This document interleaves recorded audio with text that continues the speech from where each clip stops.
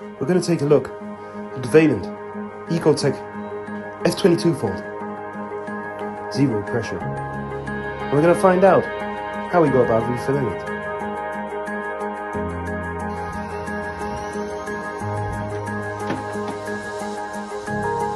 It's important to note that there is a secondary gauge for this boiler, which is a mechanical version.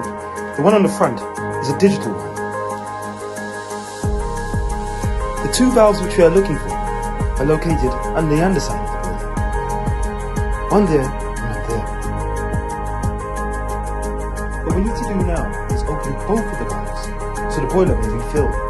One side is connected to heating, and one side is connected to the cold water mains. If you look at the boiler now, it should be refilling, rising in pressure on the digital display.